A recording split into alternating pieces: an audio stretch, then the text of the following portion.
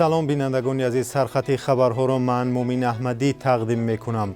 پوتین گفت حمله به اوکراین را ادامه دهید. روسیه سفر با راه زمینی را اجازه داد. در دوشنبه به شرکت های اجازه ساختمان میدهند که 50 میلیون سومانی بیشتر دارند. یک ادوکات را در سوق بازداشت کردند و خبرهای دیگر در ادامه برنامه.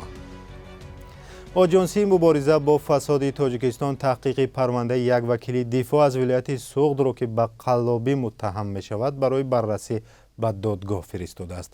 آژانسی روز 4 ایول با یک بیانیه رسمی گفت که بهرام معروفوف از یک ساکن ولایت برای بی‌اعتبار کردن عقد نکاح او با همسرش 4000 سومانی گرفته است و او را هنگام گرفتن این پول بازداشت کردند.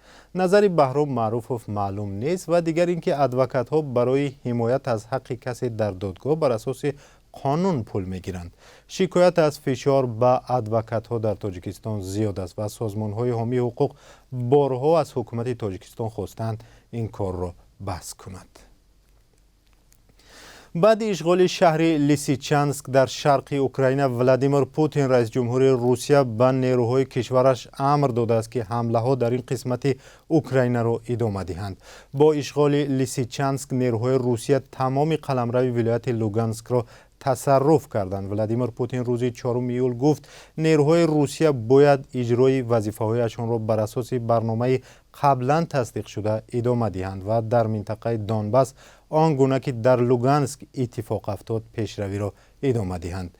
نیروهای اوکراین روز 3 ایول از شهر بمباران شده لوگانسک عقب نشینی کردند، ولی رئیس جمهور ولادیمیر زلنسکی قول داد که سربازان کشورش دیگر باره این ولایت را پس میگیرند و دیگر اینکه در یک نشست بین المللی در ژنو رهبران اوکراین گفتند که برای برقرار کردن کشور خراب شدهشون 750 میلیارد دلار ضرور است و قسم زیادی این پول را میتوان از حساب پول مصادره شده افراد ثروتمند روسیه به دست آورد که از 300 تا 500 میلیارد دلار را تشکیل میدهد.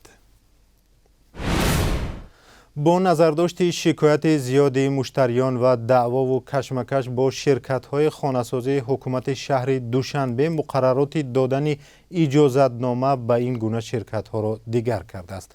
از این بعد آن شرکت‌های حق خانه‌سازی در پایتخت تاجیکستان را پیدا می‌کنند که سرمایه زیاد دارند و گردش سالانه مبلغ آنها نه کمتر از 50 میلیون سومانی است. هرچند هدف این قرار را حمایت از مشتریان گفتند، اما این احتمال را صرف نظر نمی کنند که مقامات از این راه می خواهند شرکت های بیگانه ساختمانی را از بازار بیرون سازند. در دادگاه های تاجیکستان هر هفته چند پرونده درباره سری وقت نسپردن خانه به مشتری و یا عموما اجرا نشدن قرارداد از طرف شرکت خانه ساز بررسی می شود. بیننده عزیز، یک گزارش مفصل در این باره داریم که پس از 3 ساعت دیگر در برنامه خبری تقدیم میکنیم.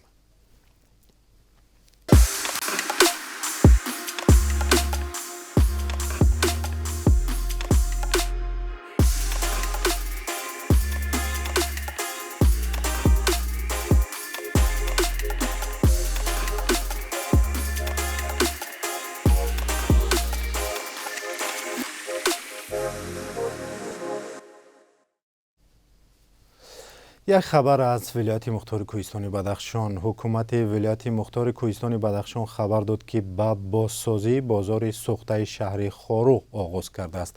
قسمی از بازار شهر خاروق روز 28 می سوخت و پلی نزد این بازار که 2 محله را در خاروق به هم می‌پیوست خراب شد. ضرر آن را 1 میلیون سومانی حساب کرده بودند، ولی صاحبکاران از زیانی بیشتر میگویند. در برنامه خبری گزارش در این باره داریم و یادتان نرود که برنامه ساعت 4 به وقت دوشنبه و ساعت 6 به وقت مسکو آغاز می‌یابد. والدان 2 برادر از ولایت سوغد که در راه به سوریه بازداشت و زندانی شده بودند خواستار آزادی آنها شدند. آنها میگویند 6 کودک آنها را به سختی تامین میکنند. این برادران از ناحیه سپیتامین هستند و سالهاست که والدانشان سرپرستی فرزندان آنها را به عهده دارند. در اوج حکمرانی داعش در منطقه‌های وسیع سوریه و عراق هزاران جوان تاجیک به صف این گروه تندرو پیوسته و کشته و زندانی شدند. گزارش مفصل را در این باره در برنامه خبری تا 3 ساعت دیگر تقدیم می‌کنیم. مقامات روسیه تمام محدودیت‌هایی را که زمان خروج کووید اعلام کرده بودند روزی 15 ایول از بین می‌بردارند. ستاد مبارزه با کووید روزی 4 ایول گفت که از جمله محدودیت‌های سفر به این کشور از راه زمینی و هوایی پورا بیکار می‌شود.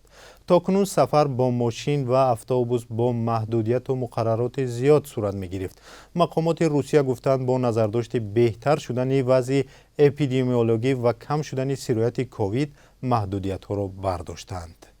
دوستان عزیز، حالا قرب اسعار ملی در برابر اسعار خارجی را برایتان میگوییم. 5 ایول بانک ملی تاجیکستان قرب 1000 روبل روسی را با 176 سامانی تعیین کرده است.